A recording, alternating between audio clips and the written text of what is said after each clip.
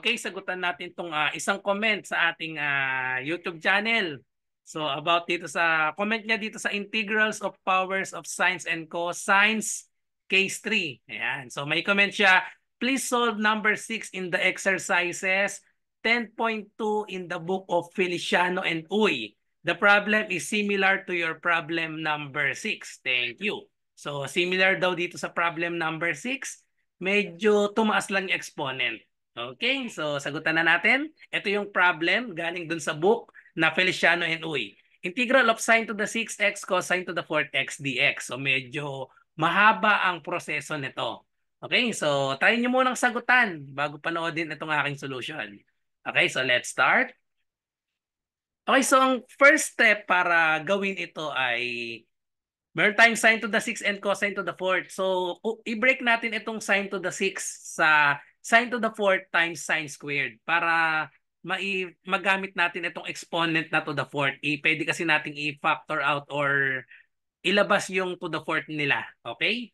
So, break natin sine to the 4th x cosine to the 4th x sine squared x. Bakit natin kinuha tong sine to the 4th tsaka cosine to the 4th? Kasi gusto natin gamitin ang identity na ito. Sine 2a equals 2 sine a cosine a. Kasi meron tayo ditong sine to the 4th x cosine to the 4th x. Okay? So gusto natin gamitin ito pero meron siyang 2. May 2 dapat sa labas. So ang gagawin natin, multiply tayo dito ng 2 to the 4th over 2 to the 4th para magkaroon tayo ng ganitong term. Okay? So multiply 2 to the 4th and 2 to the 4th sa numerator and denominator. Then, after this, ito ay ilabas na natin itong to the 4th dahil meron silang to the 4th power. So magkakaroon na tayo ng 2 sine A cosine A. Okay? Or in-evaluate muna natin itong 2 to the 4th. Yan, ginawa muna natin 16. So tapos yun na nga yung next step natin. Ilabas natin itong to the 4th. Itong 16, ilabas na natin dito sa integral sign. So we have 1 over 16, integral of 2 sine x cosine x to the 4th power times sine squared x dx. So ngayon, pwede na natin gamitin itong identity natin. Okay? So meron tayong 2 sine A cosine A, napalitan lang ng x. So we have itong buong term na ito, 2 sine x cosine x, mapapalitan na siya ng sine 2x. Okay? So ito na siya. And then next step natin ay gagamit tayo ng identity dito sa sine squared x dx. Okay, so ito yung identity na gagamitin natin. Sine squared a is equal to 1 minus cosine 2a over 2. So i-substitute natin ito. Palitan lang natin yung a ng x. Substitute natin itong part na ito dito sa dito. Papalitan natin itong sine squared x dx ng 1 minus cosine 2x over 2. Okay, so ito na siya. And then itong 2, i-multiply na natin ito dito sa 1 over 16. So meron na tayong 1 over 32 sine to the 4th 2x times 1 minus cosine 2x dx. Okay, so next slide tayo. So ang next natin gagawin dito ay i-distribute lang natin ito. So distribute natin. Pati itong dx tsaka integral symbol at 1 over 32, i-distribute lang natin lahat yan. Okay, so we have this. And then, itong part na ito, 1 over 32, sine to the 4th 2x, cosine 2x dx, pwede nang i-integrate ito. Meron na itong direct formula, pwede na natin gamitin dyan yung u to the n du. Okay? So dito na lang tayo magpo-focus. Kokopyahin na lang natin ito palagi hanggang maging pwede nang i-integrate lahat. Okay, so focus tayo dito. So sine to the 4th, i-break natin ito as sine squared tapos square. Okay, so we have 1 over 32 integral of sine squared 2x square dx. And then apply the identity again. Reapply natin yung identity dito. Double may sine 2x tayo dito. So ito yung identity natin. Sine squared a is equal to 1 minus cosine 2a over 2. Madodouble dapat yung angle. So itong 2x ay magiging ng 4x. Okay, so ito na siya. And then i-apply natin itong square of binomial. So may formula tayo for square of binomial. Ito a minus b squared equals a squared minus 2ab plus b squared. I-apply natin dito. Itong square, i-distribute natin dito sa numerator at denominator. So yung denominator natin magiging 2 square, magiging 4 na lang ito. Okay, and then apply natin itong square of binomial. So we have Ayan, square yung 1, so that is 1 minus twice the product of first and second term. So we have 2 cosine 4x and then square natin itong cosine 4x, cosine squared 4x. And then meron tayong 4 dito, ilabas na natin yan, i-multiply dito sa 1 over 32. So meron na tayong 1 over 128 times 1 minus 2 cosine 4x plus cosine squared 4x dx. So itong part nito ay kinokopya na lang natin. Okay, so next. So ang gagawin naman natin dito ay i-distribute natin lahat itong dx, itong integral symbol, tsaka itong 1 over 128. I-distribute lang natin lahat yan dito.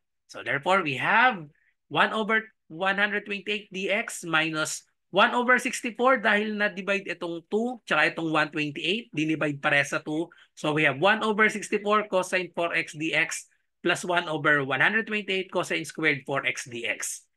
Etong first part ay pwede nang integrate. May formula na tayo para dyan. Second part, ganun din. Etong last part ay pwede na rin i-integrate. Dito na lang tayo magpo-focus. Dito na lang. 1 over 128 cosine squared 4x. So gamit tayo ng identity ulit dito. Cosine squared 4x. Ang identity niyan ay, ayan, so ito yung identity. Cosine squared A is equal to 1 plus. Ito yung kaibahan. Kapag sine square minus, kapag cosine square naman ay plus. 1 plus cosine 2a over 2. So madodouble itong angle natin 4x, magiging siyang 8x. Okay, so ito na yan. Yung the rest ay kinopya na lang natin. Ito lang ang ine-evaluate na natin muna. Okay, so next ay i-distribute lang natin. Distribute natin yan. So 1 over 128, i-multiply natin dito sa 2. Okay, so ito na yung part na yan. 1 over 256 times 1 half lang yan, or times 1 na lang, nilabas na natin itong 2. So dx.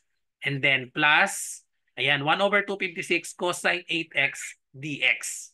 So tapos, pwede nating ma-combine ito, integral of dx, tapos meron tayong integral of dx dito. So i-LCD natin, ito i-multiply natin by 2 over 2 para maging 256 na rin siya. Tapos i-add natin itong numerator, 1 times 2, that is 2. Itong isa ay 1 lang. So magiging 3 over 256 na lang yan. Okay, so ito na siya, 3 over 256 na na-combine na natin. So lahat itong terms natin ngayon ay pwede nang i-integrate. So i-integrate na natin yan. Okay? So integrate isa-isa. Dito sa first part natin ay may direct formula na tayo dito sa first part. 3 over 256 integral of dx. So ano na lang yan? Integral of du equals u plus c. So itong plus c nga pala, pag-iisahin na natin dito na sa last part natin ilalagay. Kasi constant namang lahat yon. So pwede nang pag-isahin. And then for the second part and the third part, may direct formula tayo dyan. Integral of cosine u du is equal to sine u plus c. Magkakaroon lang tayo dito ng integrating factor kasi meron tayong, ang u natin ay 4x tsaka 8x or neutralizing factor para, sorry. Okay, and then dito sa last part nito ay, ang gagamitin dito ay integral of u to the n du. So equal siya sa u to the n plus 1 over n plus 1 plus c. So integrate na muna natin itong una, napakasimple, u plus c na lang siya. So yung u natin ay du ay dx, so magiging 3 over 256 x na lang siya. So yung plus c ay dito na sa dulo ilalagay. Sa second part and third part, ang magiging u natin dito ay 4x. Dito sa kabila, ang u ay 8x. So ang magiging du natin ay equal sa 4 dx. Itong kabila naman, du is 8 dx. So magkakaroon ng neutralizing factor. Kasi mag-multiply tayo dito ng 4 over 4. Okay? Tapos ito naman 8 over 8 para masatisfy yung form na sine at na nasa ganitong form siya. Cosine u du equals sine u plus c. So in short, magmumultiply lang tayo ng 4 dito sa 1 over 64 and then 8 naman dito sa 256. Okay? So ito na yung magiging answer natin. Ayan. Dito sa first part, ay at sa second part, 1 over 64 times 1/4. Okay? Kasi itong 4, ginamit na natin dito siya. Nasa form na cosine u du. May 1/4 dito. So multiply na lang natin yan later. And then itong kabila naman, magkakaroon tayo ng 1/8. So integral of cosine is sine. So we have plus 1 over 256 times 1 over 8 sine 8x. And then for the last part, So our u here is the sine 2x. This is our u. Ang n natin ay yung 4. Tapos the differential du is equal to differential of sine 2x is 2 sine x 2 sine 2x dx, or sorry, 2 cosine.